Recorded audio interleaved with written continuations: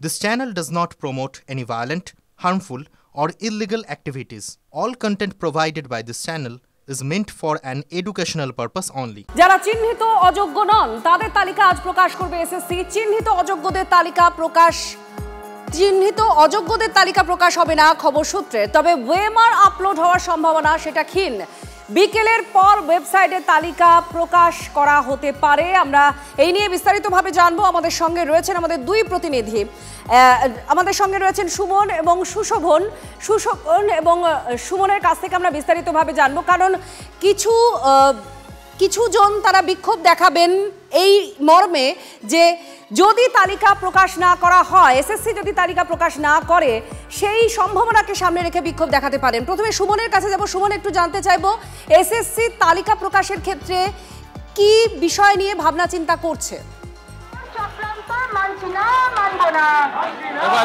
তালিকা প্রকাশ হবে বিকেলের পর সন্ধ্যাবেলা। এই খবর সবার প্রথম টিভি9 বাংলা ব্রেক করেছে।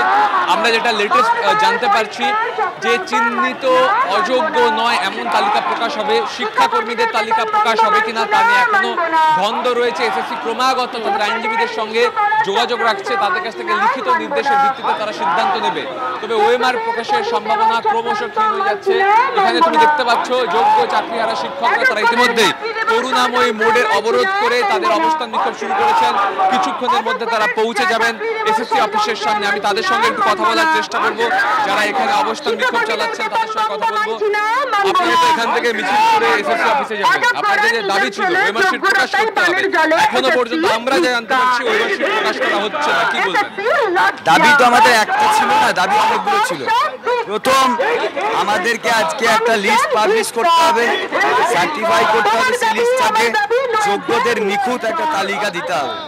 সেই মর্মে এসএসসিকে একটা ডিক্লারেশন দিতে হবে যে এই তালিকা নিয়ে যদি কারো কোনো অভিযোগ থাকে তাহলে 5 দিনের মধ্যে এসএসসির কাছে অভিযোগ দায়ের করবে।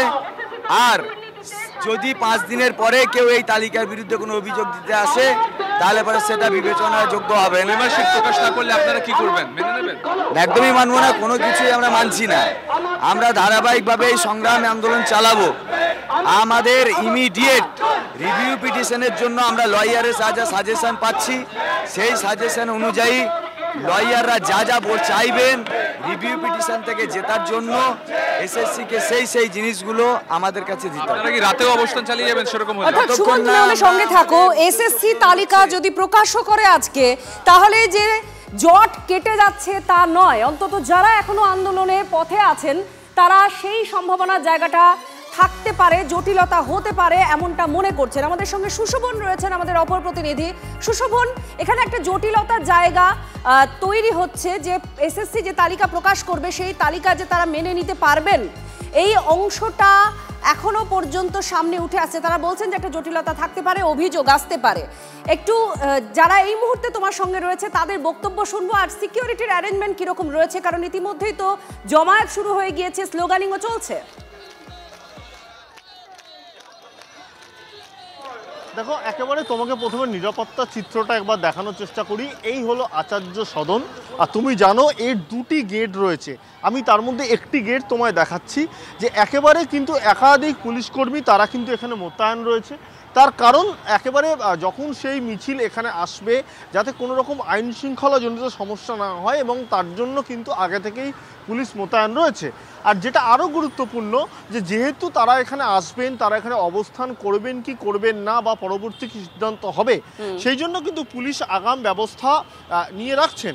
আর একইভাবে তোমাকে আরেকটা জায়গা দেখানোর চেষ্টা করব যে এই দেখো একেবারে আচার্য সদন থেকে যদি আমরা একেবারে রাস্তার দিকে চলে আসি তাহলে কিন্তু তুমি দেখতে পাচ্ছ যে একটু একটু করে প্রচুর যারা চাকরিহারা যারা রয়েছেন তারা কিন্তু এখানে রয়েছেন, এবং তারাও কিন্তু ইতিমধ্যে যে অবস্থান বা বসার যে বিষয় তারা কিন্তু এখানে বসছেন। আচ্ছা, যারা রয়েছে তাদের কথা বলার চেষ্টা করি। আচ্ছা, আজকে আপনারা কি চাইছেন, আর এই অবস্থান বা এই যে কর্মসূচিটা কখন শেষ হবে?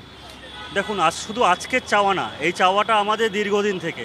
আমরা আমাদের চাকরি, যেটা প্রথমত হাইকোর্টে এবং তারপরে সুপ্রিম কোর্টে পুরো প্যানেল বাতিল হয়, সেখানে বিভিন্ন কারণ দেখানো হয়, পুরো প্রসেসটাকেই নাল অ্যান্ড ভয়েড বলা হয়, কিন্তু আমরা জানি আমরা যোগ্য। আমরা যারা যোগ্য শিক্ষক শিক্ষিকা আজকে স্পেসিফিক্যালি আমরা এসছি তালিকা নিতে। আজকে সুপ্রিম কোর্টের কথা মতো এবং আমাদের রাজ্য সরকার তথা এসএসসিও কথা দিয়েছিলেন যে 21 তারিখে আজকে যোগ্য অযোগ্যের তালিকা প্রকাশ করবেন, এবং যতক্ষণ পর্যন্ত না তালিকা প্রকাশ হচ্ছে ততক্ষণ পর্যন্ত আমাদের আন্দোলন এখানে অবস্থান চলবে। ধন্যবাদ সুশোভন। এইদিকে নজর অবশ্যই থাকছে, কিন্তু এই তালিকা প্রকাশ হলেই কি সমস্ত জটিলতার অবসান হয়ে যাবে, এই প্রশ্নটা থাকছে। এবার আপনাদের শিক্ষামন্ত্রীর বক্তব্য শোনাবো। যাদের তালিকা প্রকাশ করবে এসএসসি তাদের মধ্যে যোগ্য অযোগ্য মিশে নেই তো, এই প্রশ্নটা উঠছে। আর টিভি 9 বাংলা স্টুডিওতে এসে স্পষ্ট জবাব দিতে পারেননি শিক্ষামন্ত্রী ব্রাত্য বসু। কি বলছেন শুনুন। সব থেকে বেশি অস্বস্তি তো আপনাদের পড়তে হয়েছে যে যোগ্য অযোগ্য কেন বিচার করা সম্ভব হচ্ছে না। সম্ভব আপনার কি মনে হয়? 3 বার এসএসসি এফিডেভিট দিয়েছে যে নিশ্চিত হতে পারছি না এইটা হচ্ছে যোগ্য, এইটা হচ্ছে অযোগ্য। এবার আপনি বলুন যে আপনার যদি কোনো, এটাও তো বলেছে যে বাকিদের মধ্যে যে যোগ্য অযোগ্য মিশে নেই এই গ্যারান্টি দিতে পারছি না, এই জন্যই তো সবাইকে সব শুদ্ধ বাতিল করলো। যোগ্য অযোগ্য মিশে নেই কিনা সেটা এই কথাটা একমাত্র কথা নয়, এই কথাটা একমাত্র কথা নয়। ওদের ক্ষেত্রে এসএসসির ক্ষেত্রে খুব স্পষ্ট বক্তব্য ছিল যে আমাদের কাছে এটা হার্ড ডিস্ক নেই, হার্ড ডিস্ক পাওয়া যাচ্ছে না। এই সিবিআই তা তদন্ত করে, তার ভিত্তিতে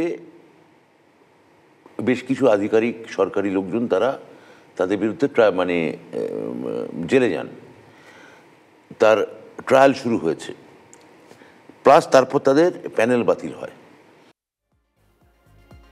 এসএসসি আজকে তালিকা প্রকাশ করবে, আর তার মধ্যে যারা চাকরিহারা তাদের অনেক প্রশ্ন রয়েছে, তারা ইতিমধ্যেই বিক্ষোভ দেখাচ্ছেন। আর এসএসসি ভবনের সামনেও পুলিশ মোতায়েন করা হয়েছে নিরাপত্তার জন্য।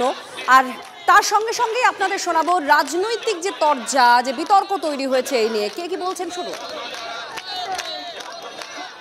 ঝামেলা পাকালো, গাধা জল খায় ঘোলা করে খায় না, তো রাজ্য প্রশাসন তো গাধা। এখন এই যোগ্য অযোগ্যের তালিকা যদি কোর্টে আগে দিয়ে দিত তাহলে তো এত দুর্ভোগ হতো না এদের।